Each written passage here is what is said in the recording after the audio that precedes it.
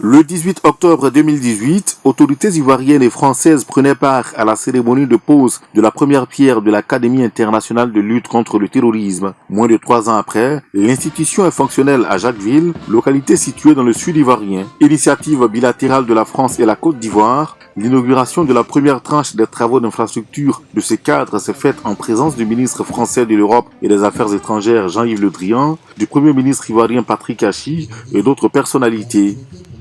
Ces réalisations permettent d'accueillir une structure de direction, d'assurer simultanément 3 stages de formation de 25 stagiaires, d'héberger 25 stagiaires et en nourrir 80, d'entraîner des unités dans les domaines de contre-terrorisme.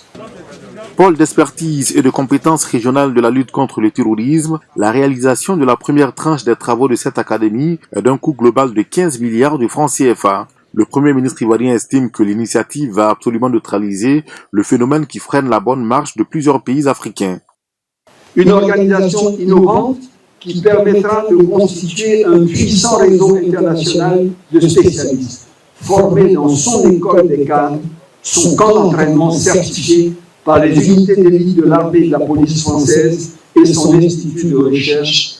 L'AILTC vient répondre ainsi à la volonté de nombreux pays africains d'éradiquer le terrorisme. C'est dans cette dynamique que le ministre français de l'Europe et des Affaires étrangères demande aux autorités de ces pays de faire de cette académie un précieux outil.